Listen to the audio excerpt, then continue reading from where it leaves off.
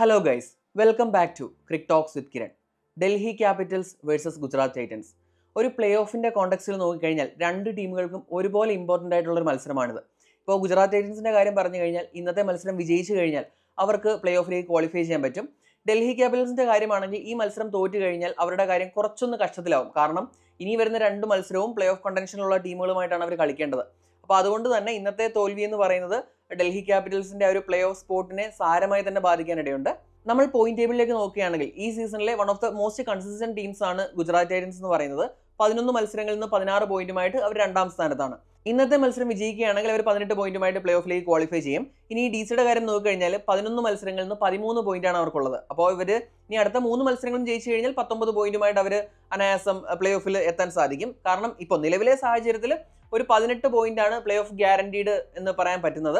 17 point ഉണ്ടെങ്കിലും ബാക്കി 1-2 മത്സരങ്ങൾ നമ്മൾ ആ ഒരു ഫേവർ ചെയ്ത് കഴിഞ്ഞാൽ പ്ലേ ഓഫിലേക്ക് കടക്കാൻ കഴിയും. എന്നാലും ഒരു ഗ്യാരണ്ടി, ഒരു ഉറപ്പ് തരുന്നത് 18 പോയിന്റാണ്.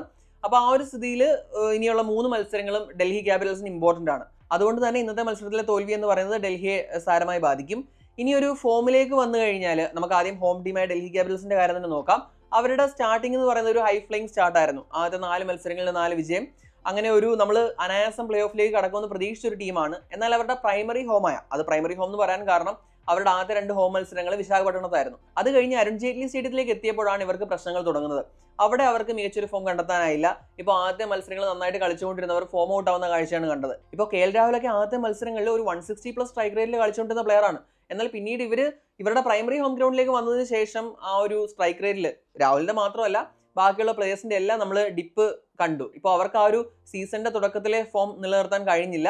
പിന്നീട് സ്ട്രഗിൾ ചെയ്യുന്ന കാഴ്ചയാണ് കണ്ടത്. ഇപ്പോൾ കഴിഞ്ഞ 2 മത്സരങ്ങൾ എടുത്തു കഴിഞ്ഞാൽ ഇപ്പോൾ KKRനെതിരെ അവർ ആ ഒരു ചേസിന്റെ ഒരു സ്റ്റേജിൽ അവർ ലീഡിംഗ് ആയിരുന്നു. എന്നിട്ട് ആ സുനിൽ നരേൻ്റെ ഒരു സ്പെല്ല് വന്നപ്പോഴേക്കും അവർ ആ വിജയം കളഞ്ഞു കുളിച്ചു.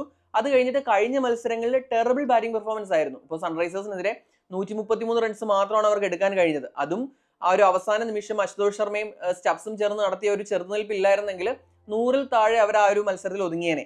ആ ഒരു മത്സരം അവരെ സത്യം പറഞ്ഞാൽ മഴയാണ് രക്ഷിച്ചത്. ആ മത്സരം മഴയില്ലായിരുന്നെങ്കിൽ തീർച്ചയായിട്ടും അവർ തോറ്റേനെ. എന്തായാലും അന്ന് മഴ കാരണം അവർക്ക് ഒരു പോയിന്റ് കിട്ടി. അപ്പോൾ പിന്നീട് പഞ്ചാബിനെതിരെ നടന്ന മത്സരത്തിലായാലും പഞ്ചാബ് ഇവരെ അനായാസം അറ്റാക്ക് ചെയ്ത് കളിക്കുന്ന കാഴ്ചയാണ് കണ്ടത്. അപ്പോൾ ആ മത്സരം നടന്നിരുന്നെങ്കിൽ അതും ഡൽഹി ക്യാപിറ്റൽസ് തോൽക്കാൻ സാധ്യതയുള്ള മത്സരമായിരുന്നു. അങ്ങനെ 2 മത്സരങ്ങൾ, ഒന്ന് നമ്മുടെ ആ ഒരു സെക്യൂരിറ്റി ആ ഒരു ടെൻഷൻസ് കാരണം അവർ രക്ഷപ്പെട്ടു, വേറൊന്ന് മഴ കാരണം രക്ഷപ്പെട്ടു. അപ്പോൾ ഇന്നത്തെ മത്സരത്തിൽ അവരെങ്ങനെയായിരിക്കും അപ്രോച്ച് ചെയ്യുക എന്നറിയാൻ ഒരു കൗതുകമുണ്ട്. എന്ന് വെച്ച് കഴിഞ്ഞാൽ ഇപ്പോൾ ഒരു ഫോമിലല്ല. ഇപ്പോൾ ബാറ്റേഴ്സിന്റെ കാര്യം പറഞ്ഞു കഴിഞ്ഞാൽ ഇപ്പോൾ കരുൺ നായരെ കഴിഞ്ഞ മത്സരത്തിൽ കളിപ്പിച്ചില്ല. കരുൺ നായരുടെ ഒരു ഇംപ്രസീവ് സ്റ്റാർട്ടായിരുന്നു എന്നാൽ മുംബൈക്കെതിരെ. എന്നാൽ അതിനുശേഷം ആ ഒരു ഫോം നിലനിർത്താൻ കഴിഞ്ഞില്ല. അഭിഷേക് പോറലാവട്ടെ ആ ഒരു കിട്ടുന്ന സ്റ്റാർട്സ് കൺവേർട്ട് ചെയ്യുന്നില്ല. ഇപ്പോൾ ഡുപ്ലസി ഒരു മത്സരം നന്നായിട്ട് കളിച്ചു, പരിക്കിന് ശേഷം ഒരു മത്സരം നന്നായിട്ട് കളിച്ചു. കഴിഞ്ഞ മത്സരത്തിൽ പിന്നെ ബാറ്റിംഗ് ഓർഡർ മൊത്തം ഫ്ലോപ്പ് ആവുന്ന കാഴ്ചയാണ് കണ്ടത്. പിന്നെ ഇവരുടെ ഒരു ബ്രൈറ്റ് സ്പോട്ട് എന്ന് പറയുന്നത് മിഡിൽ ഓവേഴ്സിൽ അക്ഷർ പട്ടേലിന്റെ പ്രകടനമാണ്. അക്ഷർ പട്ടേൽ മിഡിൽ ഓവേഴ്സിൽ നല്ല സ്ട്രൈക്ക് റേറ്റിലാണ് കളിക്കുന്നത്. പിന്നെ സ്റ്റബ്സിന്റെയും അശുതോഷ് ശർമ്മയുടെയും, പ്രത്യേകിച്ച് സ്റ്റബ്സ് ആണ് ഇവരുടെ ആ ഒരു മിഡിൽ ഓവേഴ്സിൽ ഇവർക്ക് ആ ഒരു വേണ്ട ഫിനിഷിങ്ങും ഇതെല്ലാം നൽകുന്നത്. ഇനി ഇവരെ ബാധിക്കാൻ പോകുന്ന ഏറ്റവും വലിയ പ്രശ്നം എന്ന് പറയുന്നത് മിച്ചൽ സ്റ്റാർക്ക് ഈ സീസണിൽ ഇനി കളിക്കില്ല.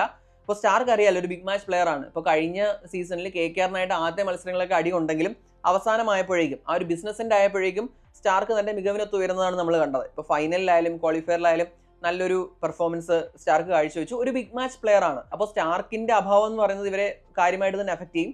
ഇവർ പകരം എടുത്ത മുസ്തഫിസുർ റഹ്മാൻ എന്ന് പറയുന്നത് ഇന്നത്തെ മത്സരം കളിക്കാൻ സാധ്യതയില്ല. കാരണം ഇന്നലെ ബംഗ്ലാദേശിന് വേണ്ടി ഇന്റർനാഷണൽ ഡ്യൂട്ടി ഉണ്ടായിരുന്നു. അത് കഴിഞ്ഞ് വന്നിട്ട് ഇന്നത്തെ മത്സരത്തിൽ ഇറങ്ങാൻ സാധ്യതയില്ല. അത് മാത്രമല്ല, മുസ്തഫിസർ ആണെങ്കിൽ ഇനി ഇവർ പ്ലേ ഓഫിലേക്ക് കടന്നാൽ പ്ലേ ഓഫിൽ കളിക്കുകയില്ല. ഇനിയുള്ള 2 മത്സരങ്ങളിൽ മാത്രമാണ് മുസ്തഫിസറിന്റെ അവൈലബിലിറ്റി ഉള്ളത്. ഇനി ഇപ്പോൾ ഞാൻ പറഞ്ഞു ഇവരുടെ ബാറ്റിംഗിൽ മികച്ച ഫോമിലുള്ള താരമാണ് സ്റ്റബ്സ്. ഇപ്പോൾ പ്ലേ ഓഫിലേക്ക് കടന്നു കഴിഞ്ഞാൽ അതിന് മുമ്പ് സ്റ്റബ്സ് തിരിച്ചു പോകും. പിന്നെ ഇവരുടെ ഒരു പോസിറ്റീവ് സൈൻ എന്ന് പറഞ്ഞു കഴിഞ്ഞാൽ പിന്നെ വിപ്രസ് നിഗം നല്ലൊരു യങ് പ്ലെയർ ആണ്. അപ്പോൾ പിന്നെ ബൗളിംഗിലേക്ക് വന്നു കഴിഞ്ഞാൽ മുകേഷ് കുമാർ കഴിഞ്ഞ മത്സരത്തിൽ കളിച്ചില്ല, നന്നായിട്ട് എക്സ്പെൻസീവ് ആയിട്ടുണ്ടായിരുന്നു. അതുപോലെ തന്നെ നടരാജൻ അത്യാവശ്യം ഡീസന്റ് ആയിട്ടാണ് എറിഞ്ഞത്, കളിച്ചൊരു കളി നന്നായിട്ടാണ് എറിഞ്ഞത്. അപ്പോൾ പിന്നെ കുൽദീപ് യാദവിന്റെ കാര്യം പറഞ്ഞു കഴിഞ്ഞാൽ economy wise Kuldeep Yadav still നല്ല രീതിയിൽ തന്നെയാണ്. ഇപ്പോൾ സ്പിന്നേഴ്സിന് ഇക്കോണമി നോക്കിയാൽ വരുൺ ചക്രവർത്തി മാത്രമാണ് കുൽദീപ് യാദവിനേക്കാൾ കുറഞ്ഞ ഇക്കോണമി റേറ്റിൽ ബോൾ ചെയ്തിട്ടുള്ളത്. അപ്പോൾ 2ാം സ്ഥാനമാണ്. ഇപ്പോൾ ഒരു വലിയ വ്യത്യാസമില്ല. 7.1 എന്തോ ആണ് കുൽദീപിന്റെ ഇക്കോണമി റേറ്റ് എന്ന് പറയുന്നത്. പക്ഷേ വിക്കറ്റ് കോളത്തിൽ കഴിഞ്ഞ 3 മത്സരങ്ങളിൽ കാണിക്കാനൊന്നുമില്ല. ആദ്യത്തെ മത്സരങ്ങളിൽ വിക്കറ്റ് എടുത്ത കുൽദീപ് ആണ് കഴിഞ്ഞ 3 മത്സരങ്ങളിൽ വിക്കറ്റ് എടുക്കാൻ സാധിക്കാതെ പോയത്. മിഡിൽ ഓവേഴ്സിൽ കുൽദീപിന് ആ ഒരു ബ്രേക്ക് ത്രൂ കൊണ്ടുവരാൻ കഴിഞ്ഞില്ലെങ്കിൽ തീർച്ചയായിട്ടും ആ ഒരു ഇന്നിംഗ്സിന് എൻഡിൽ അവരെ അഫക്റ്റ് ചെയ്യും. കാരണം അവരുടെ ബോളിംഗ് എക്സ്പെൻസീവ് ആവുന്നുണ്ട്. അപ്പോൾ അങ്ങനെയൊക്കെ നോക്കിക്കഴിഞ്ഞാൽ ഫോമിനായിട്ട് സ്ട്രഗിൾ ചെയ്യുന്ന ഒരു ടീമാണ് ഡൽഹി ക്യാപിറ്റൽസ് എന്ന് പറയുന്നത്. ഇപ്പോൾ കഴിഞ്ഞ സീസണിൽ രാജസ്ഥാൻ റോയൽസ് ഇതുപോലെയായിരുന്നു. തുടക്കത്തിൽ നന്നായിട്ട് തുടങ്ങിയിട്ട് ഒരു പകുതി കഴിഞ്ഞപ്പോഴേക്കും ആ ഒരു ഫോം താഴ്ന്നു വരുന്ന കാഴ്ചയാണ് കണ്ടത്. പക്ഷേ എന്നാലും അവർക്ക് പ്ലേ ഓഫിൽ കടക്കാൻ കഴിഞ്ഞു. പക്ഷേ ഇവരുടെ കാര്യം എന്ന് പറഞ്ഞു കഴിഞ്ഞാൽ പെട്ടെന്ന് ഇതൊന്ന് റിവൈവ് ചെയ്തില്ലെങ്കിൽ പ്ലേ ഓഫ് സ്പോട്ട് ഇവർക്ക് ലഭിക്കില്ല. ഇനി ഗുജറാത്ത് ടൈറ്റൻസിന്റെ കാര്യത്തിലേക്ക് വന്നു കഴിഞ്ഞാൽ ഒരു വെൽ ഓയിൽഡ് മെഷീൻ പോലെ കളിക്കുന്ന ടീമാണ്. ഇവരുടെ ബാറ്റിംഗ് അറിയാമല്ലോ, ഒരു ഓൾഡ് സ്കൂൾ ടെംപ്ലേറ്റ് തുടരുന്ന ഒരു ടീമാണ്. ഇപ്പോൾ ടോപ്പ് 3 തന്നെയാണ് ഇവരുടെ റൺസിൽ ഒരു 80% സ്കോർ ചെയ്യുന്നത്. സായ് സുദർശൻ, ശുഭ്മാൻ ഗിൽ, ജോസ് ബട്ട്ലർ ഇവരെല്ലാം കൺസിസ്റ്റന്റ് ആണ്. ഇപ്പോൾ എല്ലാ മത്സരങ്ങളിലും അറ്റ്ലീസ്റ്റ് 16-17 ഓവർ വരെ ഇവരിൽ ഒരാൾ തീർച്ചയായിട്ടും ക്രീസിലുണ്ടാവും. ഇപ്പോൾ 3 പേരും ഏകദേശം 500+ സ്കോർ ചെയ്തിട്ടുള്ളവരാണ് ടോട്ടൽ ഈ സീസണിൽ എടുത്ത റൺസ് നോക്കിക്കഴിഞ്ഞാൽ. പിന്നെ അത് മാത്രമല്ല, ഇവരെ ഈ ഒരു പോസ് റീസ്റ്റാർട്ട് വലുതായിട്ട് അഫക്റ്റ് ചെയ്തിട്ടില്ല. ഇവരാണ് നമ്മുടെ IPLന്റെ റീസ്റ്റാർട്ടിനുള്ള ഡേറ്റ് പ്രഖ്യാപിക്കുന്നതിന് മുൻപ് തന്നെ ട്രെയിനിങ് തുടങ്ങിയ ടീമാണ് ഗുജറാത്ത് ടൈറ്റൻസ് എന്ന് പറയുന്നത്. ഇവർക്ക് പ്രശ്നം വരാൻ പോകുന്നത് പ്ലേ ഓഫിൽ എത്തിയാലാണ്. കാരണം നമ്മൾ പറഞ്ഞല്ലോ, ഒരു ടോപ്പ് 3 ആണ് ഇവരുടെ ഒരു നെടുംതൂണെന്ന് പറയുന്നത് ബാറ്റിങ്ങിന്റെ. ജോസ് ബട്ട്ലർ പ്ലേ ഓഫ് കളിക്കില്ല. അപ്പോൾ അങ്ങനെ വരുമ്പോൾ അവിടെ അവർക്ക് പ്രശ്നം വരും. അവിടെ പ്രശ്നം വരും എന്ന് പറഞ്ഞു കഴിഞ്ഞാൽ അത് വലിയൊരു പ്രശ്നമാണ്. ഇപ്പോൾ പറയുമ്പോൾ പോകുന്ന ഒരൊറ്റ പ്ലെയർ ആണെങ്കിൽ പോലും അവരുടെ ഒരു ബാറ്റിങ്ങിന്റെ ബാലൻസിനെ തന്നെ തകർക്കാൻ ശേഷിയുള്ള ഒരു ചേഞ്ച് ആയിരിക്കും അത്. അപ്പോൾ പകരം കുശാൽ മെൻഡിസിനെ എടുത്താലും എന്തായാലും ബട്ട്ലറുമായിട്ടൊന്ന് ഇക്വേറ്റ് ചെയ്യാൻ കഴിയുന്ന പ്ലെയർ അല്ല കുശാൽ മെൻഡിസ് എന്ന് പറയുന്നത്. അതുകൊണ്ട് തന്നെ അവർക്ക് ഇപ്പോൾ ഈ മത്സരം ജയിച്ചിട്ട് അടുത്ത 2 മത്സരങ്ങളിൽ എക്സ്പെരിമെന്റ് ചെയ്യാനായിട്ട് അവർ ശ്രമിച്ചേക്കാം. കാരണം ബട്ട്ലർ പോയി കഴിഞ്ഞാൽ ആ ഒരു സ്പോട്ടിൽ അവർക്ക് ട്രൈ ചെയ്ത് നോക്കണം. അല്ലാതെ ഔട്ട് ഓഫ് ദ ബ്ലൂ ചിലപ്പോൾ പ്ലേ ഓഫിൽ ബട്ട്ലർ ഇല്ലെങ്കിൽ അവരെ അത് സാരമായിട്ട് ബാധിച്ചെന്ന് വരും. അപ്പോൾ മിക്കവാറും ഇന്നത്തെ മത്സരം അവരെ ജയിച്ചിട്ട് അടുത്ത മത്സരങ്ങളിൽ മിഡിൽ ഓർഡറിൽ ഒന്നുകൂടെ എക്സ്പോസ് ചെയ്യുന്ന രീതിയിൽ ചിലപ്പോൾ പരീക്ഷണങ്ങൾ നടത്താൻ സാധ്യതയുണ്ട്. അത് എൻ്റെ ഒരു തോട്ട് മാത്രമാണ് പറഞ്ഞത്. കാരണം പെട്ടെന്ന് ഒരു ദിവസം ഒരാൾ ആ ഒരു 500+ റൺസ് എടുത്ത ഒരാളില്ലെന്ന് വന്നു കഴിഞ്ഞാൽ അത് ടീമിനെ ബാധിക്കുന്നതാണ്, പ്രത്യേകിച്ച് ആ ഒരു മിഡിൽ ഓർഡർ എക്സ്പോസ്ഡ് ആവാത്ത സ്ഥിതിക്ക്. അപ്പോൾ അങ്ങനെ ഒരു പ്രശ്നമാണ് ഇവർക്കുള്ളത്. ബൗളിംഗ് വൈസ് ഇവർ നല്ലൊരു ടീമാണ്. ഈ സീസണിലെ one of the best bowling ടീമുകളിൽ ഒന്നാണ് നമ്മുടെ ഗുജറാത്ത് ടൈറ്റൻസ് എന്ന് പറയുന്നത്. പ്രസിദ്ധ് കൃഷ്ണയ്ക്ക് എക്സലന്റ് ഫോമിലാണ്. പർപ്പിൾ ക്യാപ്പ് പ്രസിദ്ധ് കൃഷ്ണയ്ക്കാണ്. സിറാജും അവസരത്തിനൊത്ത് വരുന്നുണ്ട്. ഇപ്പോൾ റഷീദ് ഖാൻ പതുക്കെ ഫോമിലേക്ക് വന്നുകൊണ്ടിരിക്കുന്നു. സായി കിഷോർ വേണ്ട അവസരങ്ങളിൽ കോൺട്രിബ്യൂട്ട് ചെയ്യുന്നുണ്ട്. അപ്പോൾ അങ്ങനെയൊക്കെ നോക്കിക്കഴിഞ്ഞാൽ ഇവർക്ക് ബോളിംഗ് വൈസ് പ്രശ്നമൊന്നുമില്ല. ഇഷാന്ത് ശർമ്മ മാത്രമാണ് ഇവർക്ക് കുറച്ച് എക്സ്പെൻസീവ് ആയത്. അപ്പോൾ അർഷദ് ഖാൻ ബോൾ ചെയ്യുന്നുണ്ട് അത്യാവശ്യം നന്നായിട്ട് തന്നെ. അപ്പോൾ അങ്ങനെ നോക്കിക്കഴിഞ്ഞാൽ ഇവരുടെ ബോളിംഗ് വൈസ് അങ്ങനെ പ്രശ്നങ്ങളൊന്നുമില്ല. ഇപ്പോൾ ബാറ്റിംഗ് വൈസ് ആയാലും ഞാൻ പറഞ്ഞല്ലോ, ഒരു ബട്ട്ലർ പോകുമ്പോൾ മാത്രമാണ് അവർക്ക് വലിയൊരു ഹോൾ അവിടെ ഉണ്ടാവാൻ പോകുന്നത്. ഇനി പിച്ച് കണ്ടീഷൻസിലേക്ക് വന്നു കഴിഞ്ഞാൽ ഡൽഹി അരുൺ ജെയ്റ്റ്ലി സ്റ്റേഡിയത്തിലാണ് മത്സരം. ഇതേവരെ ഇവിടെ 4 മത്സരങ്ങളാണ് നടന്നത്. അതിൽ 3 മത്സരങ്ങളിലും ഒരു 185+ ടോട്ടൽ വന്നു. ഇപ്പോൾ കഴിഞ്ഞ സീസണിലെ പോലെ അത്രയും റൺസ് ഒഴുകുന്നില്ല എങ്കിലും അത്യാവശ്യം ഡീസന്റ് ആയിട്ടുള്ള ബാറ്റിംഗ് സർഫസ് ആണ് ഇവിടെ ലഭിച്ചത്. ബോളിംഗ് പോയിന്റ് ഓഫ് വ്യൂവിൽ നോക്കിക്കഴിഞ്ഞാൽ ഇവിടെ സ്പിന്നേഴ്സിനാണ് ഫാസ്റ്റ് ബോളേഴ്സിനേക്കാൾ കൂടുതൽ ഹെൽപ്പ് കിട്ടിയിട്ടുള്ളത്. സ്പിന്നേഴ്സ് ഈ സീസണിൽ ഇവിടെ ഇതേവരെ 26 വിക്കറ്റുകളാണ് എടുത്തിട്ടുള്ളത്.